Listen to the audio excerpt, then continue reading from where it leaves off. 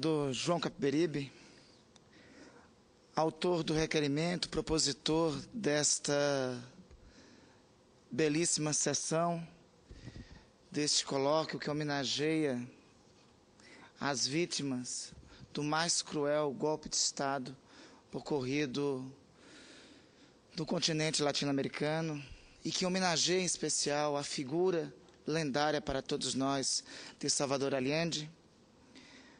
O cumprimento como o único dentre nós senadores que esteve presente e viveu a belíssima experiência do governo de Allende, a belíssima experiência daqueles anos na República Popular do Chile. Quero cumprimentar também Sua Excelência, o embaixador da República do Chile, Sua Excelência, o senhor Fernando Smith, e cumprimento também o senhor Vicente Faleiros, pelo emocionado depoimento, pela experiência que viveu no Chile, declamando aquele que é, para nós, uma poesia, é um discurso que se tornou poesia para a vossa geração e para a nossa geração de militantes políticos que seguiu a vossa geração, que é o discurso de Salvador Allende, o último discurso de Allende, pronunciado no calor dos acontecimentos no La Moneda, no Palácio La Moneda, no Chile. Quero cumprimentar também o caríssimo professor do Centro de Pesquisas e Pós-Graduação sobre as Américas da Universidade de Brasília, o professor Jacques Novion, que me parece é da minha geração, tem a minha idade, e tal qual eu, não viveu estes acontecimentos, mas tal qual eu, é apaixonado por esses acontecimentos. Se diz que nostalgia é a saudade daquilo que não se viveu. Então, Jacques, nós temos nostalgia de não ter vivido isso, mas temos nostalgia de ter paixão pelo que lá aconteceu, pela experiência da Unidade Popular, pela experiência do governo de Allende, pela resistência de Faleiros, João Capiberibe, Janete Capiberibe, que a cumprimento, e tantos outros. E a cumprimentar Janete Capiberibe, quero aqui fazer os atos de coragem de Janete, não ficam somente em 73 no Chile e na resistência ao lado do marido aqui. Essa semana, Janete teve mais um ato de muita valentia e coragem. Muitos parlamentares da nossa Amazônia querem estar na Comissão da Amazônia. Janete fez o seguinte, renunciou à Comissão da Amazônia. Renunciou porque a ela cabia relatar um projeto sobre as terras indígenas. E na Comissão da Amazônia queriam impor a ela um relatório contra os povos indígenas. Como a Janete nada se impõe, né, Capi? Você a conhece melhor do que eu. Ela resolveu, não podendo relatar esse projeto contra os povos indígenas, porque vai contra a história dela, ela renunciou a estar na Comissão da Amazônia. E isso honra a uma Câmara dos Deputados que, lamentavelmente, há 2 semanas atrás, não esteve à altura de sua honra quando manteve nos seus quadros um presidiário como deputado. Vale a pena ter na Câmara dos Deputados alguém como a Janete.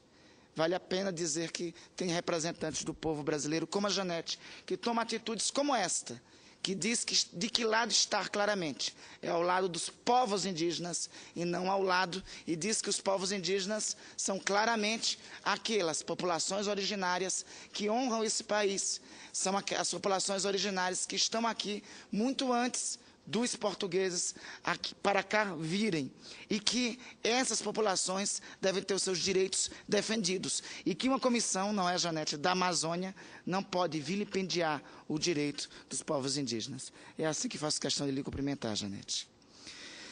Eu queria, ao falar aqui da experiência, professor Jacques, como eu já lhe cumprimentei, e aqui eu quero cumprimentar todas as delegações de países estrangeiros, e aqui vejo, dentre as delegações de países estrangeiros, a presença de Manuel, da nossa querida República Bolivariana da Venezuela. Eu quero cumprimentar em especial por estar ocorrendo na República Bolivariana da Venezuela uma experiência que muito se assemelha com a experiência que Allende inspirou a todos nós. Embaixador Fernando, nós temos com o Chile, em primeiro lugar, uma relação de agradecimento. O Chile acolheu a todos nós, acolheu os brasileiros, quando uma cruenta ditadura se instalava aqui. Foi para lá, para o Chile, que os nossos exilados iam e lá eram recebidos. Era para lá, para o Chile, e com certeza Capi e o professor Vicente devem lembrar que era para lá, para o Chile, que os exilados eram recebidos no aeroporto, de braços abertos pelo povo chileno, e muitas vezes com faixas, bem-vindo às vítimas da cruel ditadura que se instala no Brasil. Foi para lá, para o Chile, que foram recebidos de braços abertos a maioria dos nossos exilados. Era a parada obrigatória, Santiago, de todos os nossos que daqui do Brasil saíam banidos pela ditadura militar que aqui se instalava. Então, embaixador, é de nós, brasileiros, de todas as gerações, da geração que nos antecede, da minha geração e das gerações que virão, um sentimento de reconhecimento, de gratidão para o povo chileno, para o então governo de Salvador Allende, que acolhia todos os brasileiros com carinho e de braços abertos, e que dava e que entregava para todos, não só brasileiros, latino-americanos, a esperança de que era possível a reconstrução da democracia no continente. Mas também, dialeticamente, embaixador, é de nós brasileiros também o pedido de desculpas, porque, lamentavelmente, foi da parte da nossa ditadura militar brasileira, a primeira de todas as ditaduras do continente, a reconhecer o mais cruel golpe de Estado, a mais cruel de todas as ditaduras que se instalou nesse continente. Mais cruel e mais dramática de todas. As contas não oficiais de mortes ocorridas no dia do golpe supera o número de 1.000. Ao longo dos anos da ditadura militar, foram mais de 3.200 mortos. Foram mais de 38.000 pessoas, segundo números não oficiais, que sofreram e padeceram de torturas.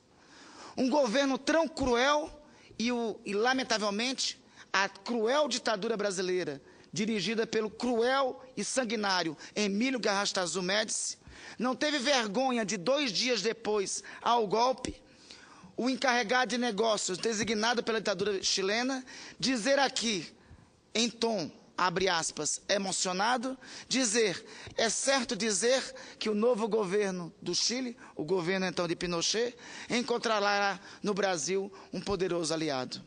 O pedido de desculpas vai por tudo que a ditadura brasileira de Emílio Garrastazu Médici fez. Nós enviamos espiões para conspirar contra o governo constitucional de Salvador Allende. Nós enviamos agentes para, junto com os militares golpistas, conspirar para derrubar o governo constitucional de Salvador Allende. Pior que isto, nós ajudamos a propaganda golpista em território nacional, em território brasileiro. E pior que isso, algo que envergonha a diplomacia brasileira e que deve servir também como mácula para a diplomacia chilena. As nossas diplomacias se atuaram conjuntamente na Operação Condor, como já foi dito aqui anteriormente. As nossas diplomacias atuaram conjuntamente na troca de exilados políticos, atuaram para torturar, para matar e atuaram contra cidadãos livres, cidadãos que lutavam pela liberdade, fosse no Brasil, fosse no Chile. Embaixador, nós temos que reconhecer e pedir desculpas pelo papel que o Brasil teve em relação ao Chile, pelo papel de ser cúmplice do mais cruel golpe de Estado que se teve nesse continente, pelo papel de ter, mais do que estar ao lado de uma cruel ditadura, de ter também tirado algo do que tem de mais belo na construção humana. Não existe nada de mais belo na construção humana do que a arte. Não existe nada de mais belo na construção humana do que a poesia. E talvez o Chile tenha emprestado para nós alguns dos mais belos poetas da humanidade. Pablo Neruda, Víctor Jara, dentre outros. E nós contribuímos para a morte de Pablo Neruda, que acaba morrendo dias após o golpe militar chileno. E nós, ao sermos cúmplices do golpe contra o governo constitucional, democrático e popular de Salvador Allende, participamos também das mãos que torturaram e mataram a beleza da poesia e da música de Víctor Jara, um dos maiores poetas, compositores e cantores do continente latino-americano. Por isso, essa sessão é também um encontro e um momento para pedirmos desculpas dos erros que cometemos. É também para refletir. Há pelo menos 20 anos, nós transitamos o fim das ditaduras, dos estados de exceção no continente latino-americano e o restabelecimento de Estado democrático de direito.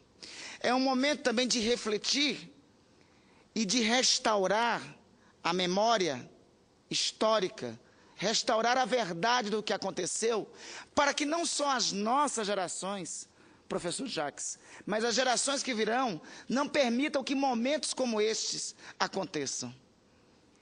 Recuperar a memória histórica não é somente pela história.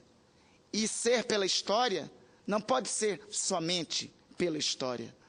Porque a história, mantendo a história mantida viva, é a principal cláusula de contenção para impedir que fascismos, autoritarismos e crimes voltem a ocorrer. Mas, além disso, é para que seja recuperada a justiça.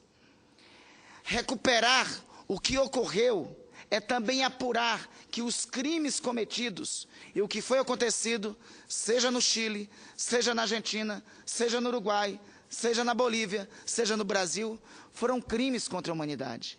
Não tem ordenamento jurídico, seja no Brasil, seja na Argentina, seja no Uruguai, seja no Chile, seja em qualquer lugar no mundo, que permita a possibilidade da tortura. Não existe admissibilidade em nenhuma ordem jurídica da evolução humana na Terra da tortura. E por isso que a tortura, em qualquer tempo, não pode ser aceito como um crime prescritível. E por isso que a tortura, em qualquer tempo que ocorreu, deve ser apurado e o responsável pela tortura deve ser punido. Por isso que não é tarde visitar porões do Oicode. Por isso que não é tarde apurar quem torturou e matou em Doicode. E por isso que não é tarde pedir a punição para quem matou e torturou durante a ditadura em porões do Doicode. Seja no Brasil, seja na Argentina, seja no Chile, seja onde for. O Chile, meu caríssimo senador Capiberibe, e falo para concluir, inspirou a todos nós. Já foi dito e eu queria relembrar aqui, Allende, no seu último discurso, diz vários trechos, deixa ensinamentos para nós continuarmos acreditando. E vários desses trechos do seu último discurso, eles nos ensinam como continuar acreditando e como continuar caminhando. Aqui já foi dito. Continuarão outros homens abrirão grandes alamedas, por onde passará o homem livre para construir uma sociedade melhor. Mas, do discurso de Allende, muito aqui foi dito. Então, quero lembrar a poesia da Unidade Popular, que levou à vitória dessa bela aliança progressista e que punhou, com muita disposição, um cântico de liberdade no continente latino-americano. O cântico desse poeta, que citei para vocês, que foi morto pela ditadura. O cântico de Víctor Jara. Venceremos, venceremos, mil cadenas habrá que romper. Venceremos, venceremos, la miséria saberemos vencer. Campesinos, soldados mineiros, la mujer de la patria também. estudiantes, empleados e obreiros, cumpriremos com nosso dever. Sembraremos as terras de glória, socialista será o provenir. Todos juntos haremos a história a cumprir, a cumprir, a cumprir. Todos juntos façamos a história a cumprir, a cumprir, a cumprir. A Capi, a Janete, obrigado por ter trazido para nós, para a nossa geração, os préstimos de uma história que inspira a nossa geração e que inspirará gerações que virão.